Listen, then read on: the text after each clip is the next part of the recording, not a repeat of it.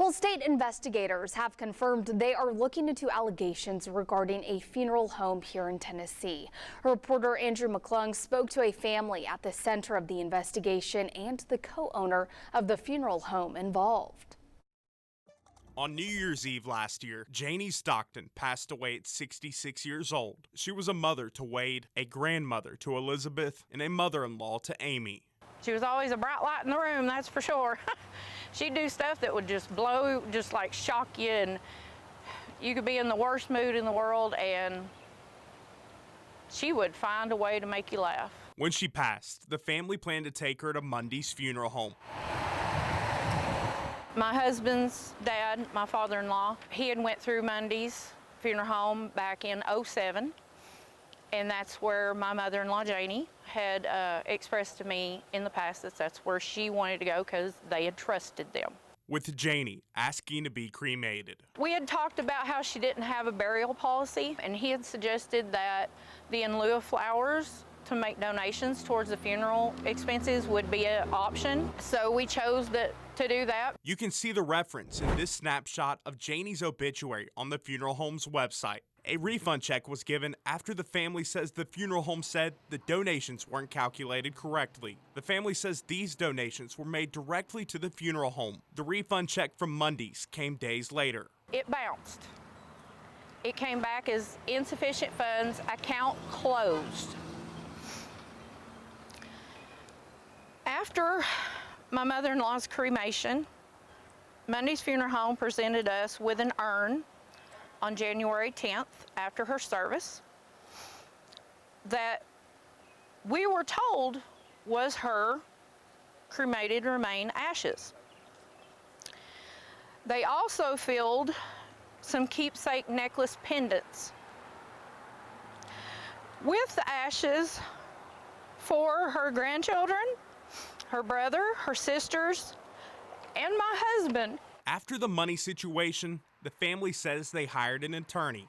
And when we did that, additional disturbing facts came to light that we absolutely never would have imagined. The crematory used by Mundy's funeral home advised us when our lawyer called to help us settle some fears we had and questions we had. They advised us that my mother-in-law, Janie, her cremated remains were not picked up by the Mundy's funeral home for more than 51 days after she was cremated. A feeling the family says is indescribable. Nothing can adequately describe the pain of learning that we lost her, grieved her, and honestly, I don't even think we've properly grieved her. Knowing that it wasn't her, it was sad, but it was also a lot of just anger because I realized that I did not have her, and none of us did. The Tennessee Bureau of Investigation confirmed to us, at the request of District Attorney General Jared Effler, TBI agents are investigating allegations involving Mundy Funeral Home in Jamestown. At this time, the investigation remains active and ongoing. After my interview with the Stocktons, I offered Chad Mundy the opportunity for an interview.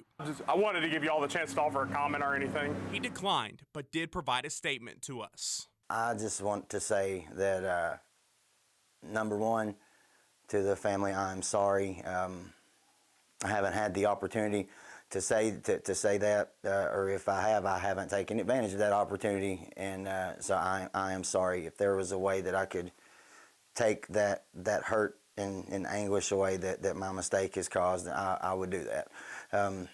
But a mistake it was, not intentional. It was an honest mistake, and I would, I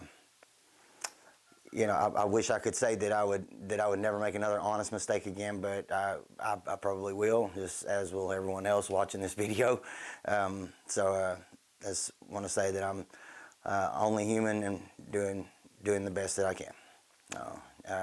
Thank you all, and once again to the Stockton family, Wade, Amy, I'm sorry. As I was leaving the funeral home, I was given an envelope by Chad and asked to give it to the Stockton family. The envelope contained $800. Money Mundy said he owed the family. The family says they're owed more. I immediately handed the envelope to the Stockton family, and authorities were contacted. Police came and took the envelope. In Jamestown, I'm Andrew McClung.